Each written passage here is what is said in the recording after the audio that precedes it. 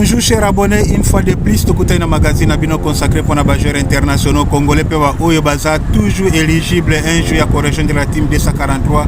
espace na bango yango oyo eza pe diffusé na chaîne de télé RL Pro TV, chaîne boki ko retrouver yango sur TNT. Pourquoi pas na ba téléphone portable na bino tablette, même télévision na soki eza na capacité à utiliser Google na kati composer RL Pro TV.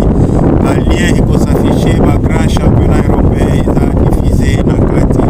toza lelo libanda pe bandeko basaka convoiturage Paris Bruxelles agence eza moko GPS John Gel Patron lekila Nicolas Japel na garde midi professionnalisme na ponctualité eza makasi na sommaire toza na ba résultat ba match yo surprise ki lobby place majeur congolais ba salaki ya Yohan Wissa retour na Etolandi yango lobby pourquoi pas na niveau championship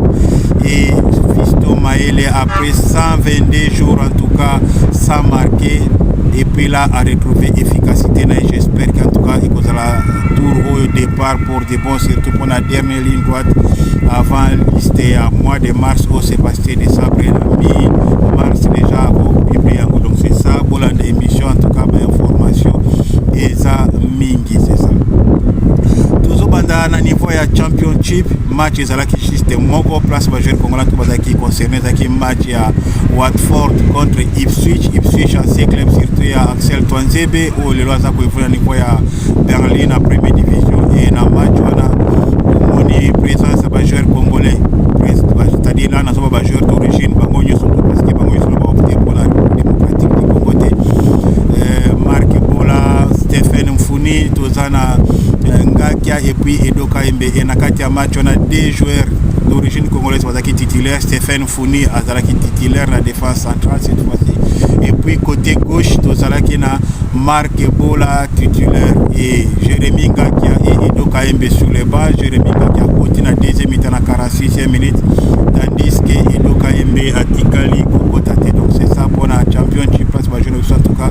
bazalaki concerné maintenant na niveau ya première division ou plutôt na niveau ya Champions League sorry en tout cas bolimbisa match ezalaki ya Bayer Leverkusen contre Olympiakos na Champions League 0 but partout. Bayer Leverkusen qualifié. Match ezalaki ya Inter de Milan contre Bodo Glimt en tout cas va créer sensation surtout que Inter a dernier finaliste à Champions League finale d'ailleurs remporté par le PSG. C'est ça, Aza dernier finaliste et puis là Aza éliminé dans le stage 8e de finale bis contre Bodo Glimt. Donc l'ensemble match qui 5 buts à 2. C'est-à-dire surtout venu ensemble parce que na Katia Inter à domicile Bodo Glimt a réussi à battre Inter 1 contre 2. C'est ça pour les résultats. En tout cas, félicitations. Donc il y a un match à Newcastle passe majeur congolais en tout cas Bazara qui impliqué joueur congolais plutôt Moko Yohan Wissa retourne après blessure. Il faut un peu toucher l'entraînement parce que Zaki blessure Moko pesa sérieux Zaki toucher l'entraînement et dans match on a Yohan Wissa Azala qui na bande de touche à côté na deuxième mi-temps. Dans ensemble à match Newcastle a réussi à gagner, c'est-à-dire la différence il y a Babi surtout et qui est 9 buts à 3 Newcastle a soit les gagner à Chelsea ou bien Barcelone na niveau ya 8e de finale. Donc c'est ça Yohan Wissa qui n'a pas de touche à côté na 73e minute. Donc c'est ça et on espère que tour oyo Wissa problème wana et ya blessure en tout cas et que ça la ressusciter. Donc c'est ça oza pona Yohan Wissa yango nde en tout cas ezalaki ba programme ba match nyonso tout oyo ezalaki lobby na niveau ya Europe et puis sur le continent na Afrique na niveau ya championnat ya Égypte match ezalaki ya Ghazi El Mahala c'est ça un peu bolimbisa contre Pyramide ya Fiston Maele azalaki titulaire ba réussi ko gagner 1 contre 3 et puis après surtout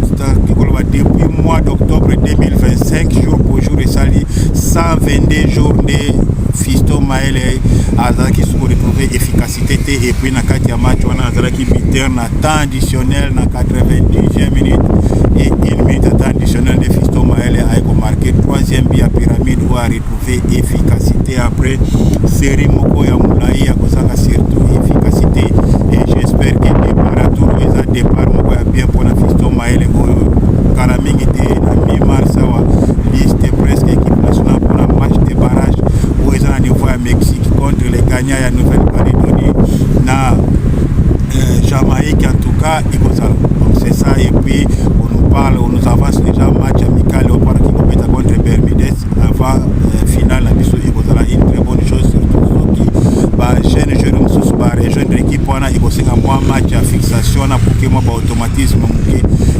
s'installer avant finale na biso na niveau ya Mexique. Donc c'est ça où ils en tout cas nous surtout ezalaki lobby sur le continent et puis na niveau ya Europe. La Champions League lelo bandeko o baza toujours connecté sur RL Pro TV parce que biso toza na YouTube bandeko o to pesa bon programme na niveau ya RL Pro TV. En tout cas Atalanta a un match contre Dortmund na 18h45 ou à 18h45 on a bien répété R de Paris. Atalanta contre Dortmund, Juventus contre Galatasaray. Juventus il y a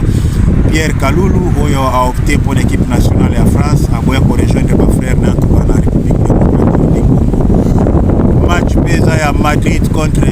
Benfica où match peut-être entouré mingi na moi tension surtout après match aller où ils allaient entre Benfica contre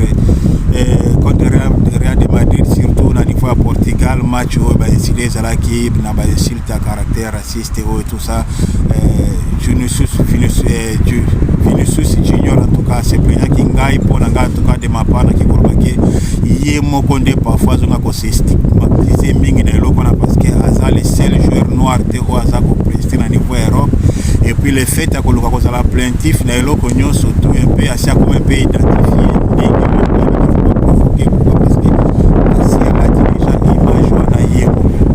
Donc c'est ça un peu aussi faut na problème en tout cas ceux qui na niveau ya match wana ba tension et ko sala surtout te. Donc c'est ça le reste de l'information qu'on a la chaîne sur YouTube sur place tout ça là toujours posting ba information ceux qui doivent un peu en retard tournage émission. Rendez-vous 21h Madrid contre Benfica et match peut par exemple Ngai de ma part parce que les fanatiques à Paris Saint-Germain c'est le match à Monaco Paris Saint-Germain cette fois-ci na terrain à Paris Saint-Germain en Parc des Princes après victoire à Paris Saint-Germain à l'extérieur contre 3 dans le stade de Louis à Monaco et puis match retour. Donc j'espère qu'en tout cas il collègue bien pour la biso Seni Mayulu à sa retenue à Zanakati à groupe en vieux sur les cas et on a toujours expliqué bien en tout cas tout ça Libanda. Donc c'est ça Seni Mayulu bolu kana match on a été à sa Zanakati à groupe à sa retenue yango tolobaka toujours au niveau ya Congo à cause de la temps parmi les joueurs peut-être joueurs image tant sur cette équipe pour les temps ça continuer à s'accrocher en tout cas aux sélections de l'équipe nationale de France. On espère qu'on évolue en France au moment où déjà à Paris Saint-Germain aux bons joueurs Moza déjà titulaire pesa confirmé et vous avez la facilité alors que vous avez désiré jouer joueur mingi oyo ce qui na niveau Angleterre okuta ba Cherki ba joueur baza presque na profil na alors que na Congo espace ezali oki koya jeune génération eza ko s'installer okozala toujours na espace na yo pona ko s'exprimer. Donc c'est ça où ils en tout cas pour la Champions League na za cirque bien juste poser ba information ligue lobby na niveau ya Kinshasa na Stade Rafael ba Léopard na biso ba imwe 17 ba zui qualification pour la phase finale ya CAN imwe 17 après victoire na bango 2-1 devant la République centrafricaine RCA. C'est ça donc ba qualifié là après exploit ya ba Léopard imwe 20 na niveau ya Congo Brazzaville pas tout se qualifié qui pour la phase finale ya CAN imwe 20 ça qui na niveau ya Égypte. Et puis là c'est quand même bien tout se qualifié pour le CAN imwe 17 il y a des relèves il faut équipe d'âge pour espérer surtout pour travailler dans ndenge à dire équipe nationale senior en tout cas rupture et zalaté côté talent. C'est ça c'est vraiment très important il y a pour souligner dans le football il y a équipe d'âge surtout et ça très important. Donc il y a en tout cas une fois de plus félicitations en tout cas makasi pour na Léopard na biso ya Imo 17 qualifié pour la phase finale carré Imo 17. Après wana to qu'est-ce qu'on a ba information en tout cas ça en dehors de ba programme na ba résultat match. C'est ça par exemple au niveau ya Léopard senior dam là on est plus sur nomination et salami qui moto les souffler nous madame Makombele. C'est ça madame Makombele en tout cas de Azongi et sélectionneur une fois de plus équipe on a batala isa makasi mais il faut ça la défaut na quatre équipe on est en manque surtout ya stabilité na niveau ya staff ya Léopard senior donc tout ça n'a pas joué il paye la 3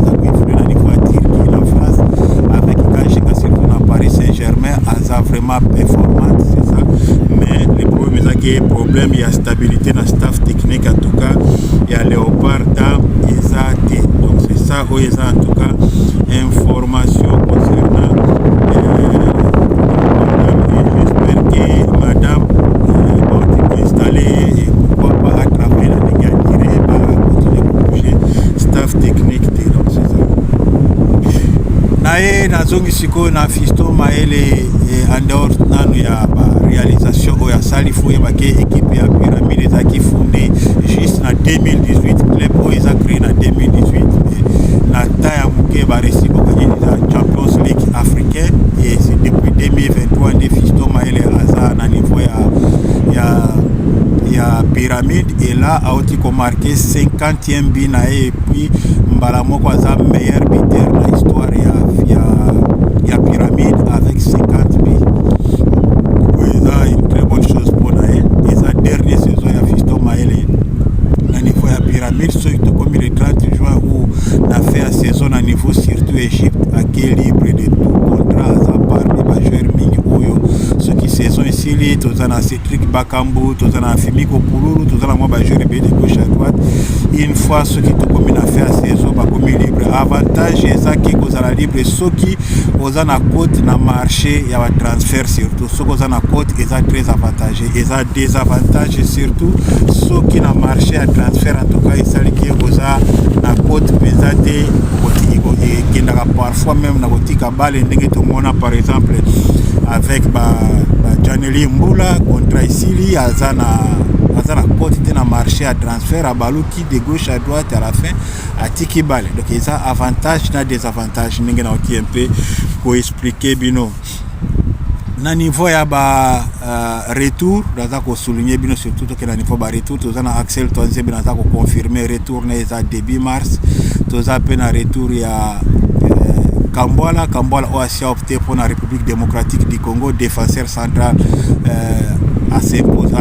qui va première apparition dans le championnat professionnel au niveau à Manchester United, là actuellement dans le niveau à Villarreal, Azala qui est blessé, retour dans l'EPSA début mars et même ce que bon monnaie physique en tout cas a changé Makasi, a sali pesa musculation, donc tout ça a besoin surtout Makasi dans le niveau à défense centrale comme ma concurrence à Makasi. Pourquoi? Parce que nous avons remarqué que Bouchina n'est plutôt Chancel Mbemba na Twanzebe mutu penza ko bousculer bango penza na sima penza makasi na hiérarchie ba ça te donc équipe singa rapé toujours il faut concurrence à la makasi ndenge on a pona ba jouer mususu ba continuer toujours ko matisa volume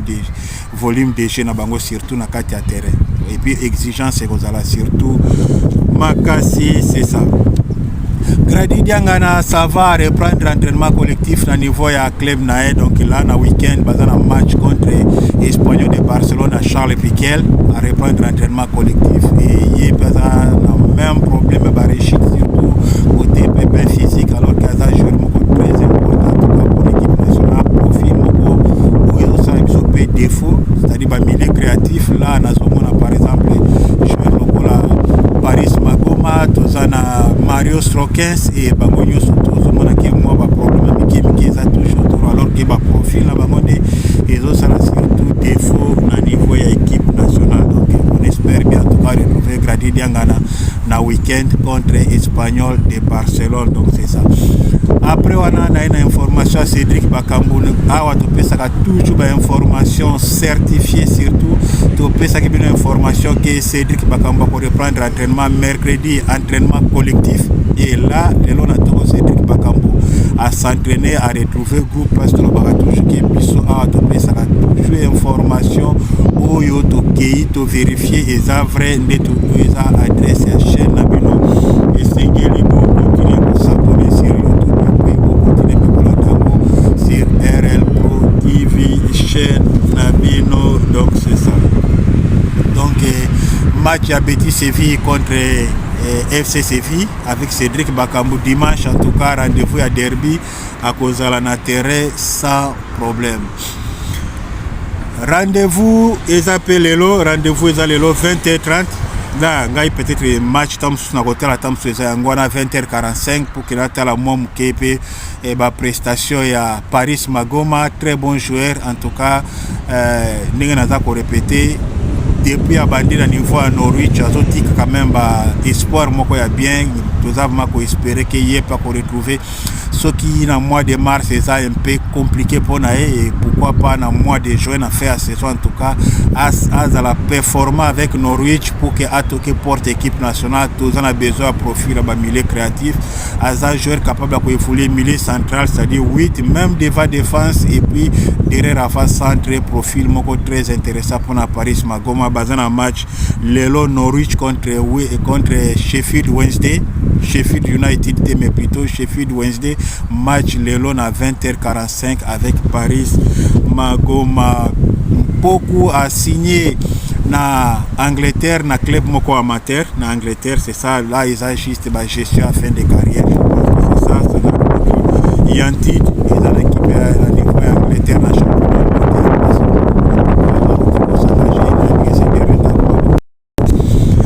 beaucoup plus engagé na Liloba Nzambe c'est ça en tout cas ils ont géré fin carrière dans le calme donc c'est ça. Information ils appellent à niveau du ministère à sport basé initiative à bien mais initiative voilà par expérience na mona beaucoup plus que na niveau à Congo je ne suis pas contre démarche on a mené que démarche on a Congo ils à la niveau ba club ils à la niveau équipe nationale mingi na mona Congo penza un peu compliqué suka tam ce qui na kama penza pour la stresser ba de côté mais ce qui pour moni ba match mingi léopard comme il faut que ça qui ça ba ancien dirigeant fait kofa ba ancien ministre tout les cas il y a c'est-à-dire là au niveau du sport et ça initiative va bien avec Didier Boudimbo à hauteur qu'on rassemblait anciens dirigeants ils sont bien fait pour faire j'ai vu même monsieur Costa Omar Selemani P na Katia réception na Katia manif na organiser qui pour na ko meka peu pour ça qui ça ba dirigeants ils sont tout y compris ancien ministre du sport na moni P ancien dirigeant ASV le baleka pe na ministère du sport ali bisanga mom ki bombo champion bango nyonso en tout cas Boudimbo aluki a fédéré bango surtout pour na préparer match na biso kitoko na mois de mars il est vraiment l'esprit unité et pour na surtout pour gagner depuis 74 le repart a retrouvé phase finale ya mondial to make un peu pour laver la front auto tika na mona niveau ya Allemagne match où surtout Batoumi va retenir ça surtout défaite à 9-0 contre ex-Yougoslavie le loi Kabona tout ça et comment va payer billet donc c'est ça et j'espère que démarche on a pour fédérer ancien dirigeant à la fédération et puis ancien ministre à sport pour Baleka et j'espère qu'en tout cas Bomoko et Kozala surtout na dernier match na biso autotika nango pour la qualification ya mondial. Par contre, les gens en démarche où on a dénoncé au niveau de FECOFA, ancien dirigeant FECOFA, il paraît même dans le cas de FECOFA, un peu qu'on se plaindre dans l'ordre où Maman Belinda a été au niveau de FECOFA, même pour le de gauche à droite, que depuis Maman Belinda au niveau de FECOFA, la coopération, c'est-à-dire moi, je vais un peu moins dans CC, en tout cas, alors que Maman Belinda, en tout cas, ça le travail, moi, qui élection en tout cas ils ont annoncé pour le mois d'avril à ça le travail qui toko malgré les moyens ils ont présenté contre FECOFA ils ont gelé le comité définitif donc c'est ça mais au moins tant que au niveau de organisation surtout côté FECOFA battu tout baza ko loya ngomé battu ou emisu baza na kati na battu ou bazala ki baza ko se plaindre pourquoi parce que battu nyonso to ya magui o ezaki organisé na niveau en tout cas ya FECOFA et ça un peu à kokangama oui biso ba congolais peu moi mingi pe bazaka toujours allergique na ordre place ordre côté parce que ça t'a bien été donc c'est ça mais au moins en tout cas Maman Belinda félicitations pour le passage na yo na niveau ya FECOFA donc c'est ça. Information peu haute zone ici parce que c'est comme déjà officiel les informations de plus concernant surtout Steve Kapwadi a s'engagé en 2030 ça a bien précisé en 2030 au niveau de Pologne toujours dans le même championnat c'est ça et là par exemple avec Legia Varsovie abanda qui touché salaire annuel autour de 450 000 euros les salaire annuel avec Legia Varsovie club aussi engagé normalement ils ont club historique na niveau ya Pologne mais baza na difficulté bazobeta métier ça club eza avant dernier na championnat ya Pologne surtout eza comme précision baza avant dernier mais bazotia ba moyen penza makasi pona ko surtout kobeta métier na sina explica problème ya transfert na raté na niveau ya Italie et puis na niveau ya Angleterre na début de saison il fallait s'engager na Blackburn Rovers ba compliquer problème ya moyen et puis ndenge moko avec Cremonese na Torino va proposer 4 millions et demi 4 millions 500 000 euros ba boya qui exigence na bango ezala qui na 5 millions ou rien et là côté la esprit à joueur nenge eza un peu ailleurs ba comment qui obligé en tout cas ba libérer joueur et puis faut ça faire parce que là ba libérer avec 3 millions d'euros et si les 3 millions d'euros club de provenance nae oyo batika ke na niveau ya Legia Varsovie il faut va toucher 30%, je pense qu'il faut aller autour à 1 million d'euros. Donc là Legia Varsovie je pense qu'on se retrouver juste na 2 millions alors que bazaki na offre à 4 millions 500 basala qui refi. Donc c'est ça mais les côtés financiers côté mbongo en tout cas à se retrouver parce que bande ko toucher 4 millions 500 000 euros et là ko toucher 9 à toucher abandé ko toucher 450 000 euros. En tout cas, boy, ce qui pour la lapsus, ça va toucher 450 000 euros annuels na année. Et là, place à signer, abandé ko toucher 950 000 euros. Ndabandé ko toucher na année plus 250 000 euros. Il y a signature compris. Donc c'est ça, et à Kiko la présent en match à samedi, basé en match à l'extérieur samedi contre Boko. Match ça samedi, il y a club on a signé Sebino combo dans c'est difficile il faut lire dongo en tout cas pour prononcer combo il y a club on a des facilité. Donc c'est ça un peu ben de qu'on a biso combo ba ko biso un peu de partout donc c'est ça. Information un peu il y a Kalimwendo na niveau il y a Francfort en tout cas baza ouvert pour na lever option d'achat ya Arnaud Kalimwendo na niveau ya Francfort qui prêté avec option d'achat clause il y a option d'achat est à 27 millions d'euros c'est ça 27 millions d'euros Francfort a prêt mais surtout aux a priorité il y a un montant pour pas libérer il faut au moins Francfort a réussi à se qualifier dans la compétition européenne baza prêt à libérer 27 millions pour engager Arnaud Kalimwendo et pour na bango balobi même qualification na Europa League bakoza la prêt pour na ko libérer montant na pour na ko engager Arnaud Kalimwendo. Donc c'est ça où ils ont un peu d'informations concernant Arnaud Kalimwendo baza vraiment prêt à lever option d'achat na a transfert permanent na niveau ya Francfort. Donc c'est ça. Et puis pour na kosili ça naza vraiment ko souligner talent naza ko recommander bino surtout bokende na YouTube voire même na ba réseaux sociaux na biso na recommander bino na page L243 Sport na niveau ya Facebook na tie ba image ya Stephen Funi aza défenseur central formé na niveau ya Manchester City prêté na niveau ya Watford pour mon ba séquence na très bon défenseur aza na 17 ans défenseur central capable de évoluer comme latéral gauche très bon joueur Stephen Funi total un peu problématique na niveau ya défense à Léopard avec Arthur Massoua pour Sunderland en difficulté à t'engager na niveau ya Racing Club de Lens ndenge moko aza touche na ba même difficulté en tout cas pour na ko s'imposer d'ailleurs transféré na Lens akenda ki pour na ko remplacer un remplaçant Machado ou azaki doubler ya Idol ou aza latéral gauche na niveau ya Racing Club de Lens donc c'est clair qu'il y a qui est juste pour na ko remplacer pour na peut toujours là-bas c'est ça en réalité. Et Joris Kayembeke ngala za ko trouver un peu na ba match mingi intensité à likolo parfois aza ko céder et pourquoi pas koluka kotia biso surtout makinele pas Sébastien de Sabre à mon Stephen Funi ce qui a réussi ko enchaîner ba match nyonso tina mois de juin je pense que aza alternative à kitoko surtout na niveau ya back gauche na Léopard et puis aza peut ko représenter garantie na poste parce que ça a 17 ans donc tu kotia même dans les 15 ans à venir to assurer côté gauche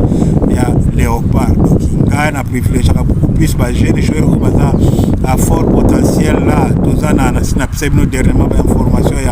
ya Munongo Believe Munongo 17 ans 16 ans 17 ans à niveau ya Metz et puis là vous avez il a s'imposé dans le temps qu'il a niveau à Watford, voire même je ne sais pas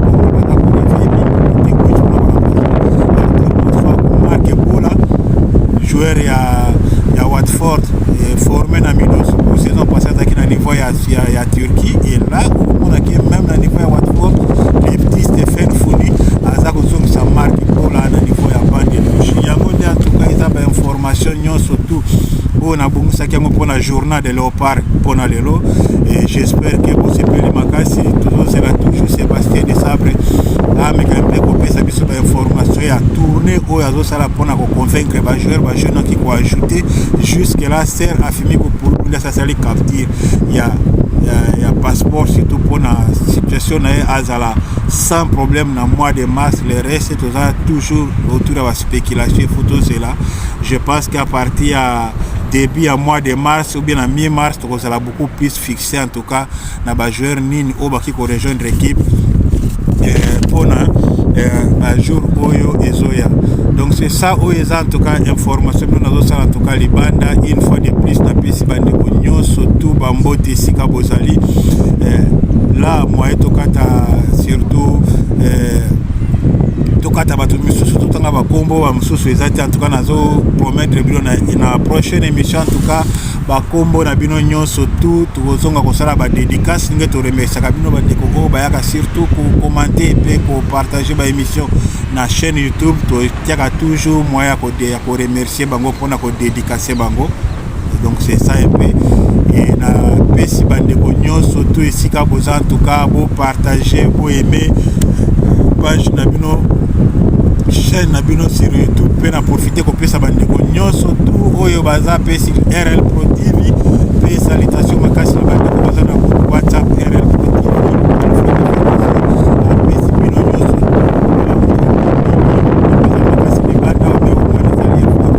ya ko servir bino merci beaucoup et à la prochaine rendez-vous pour la joueur congolais 20h45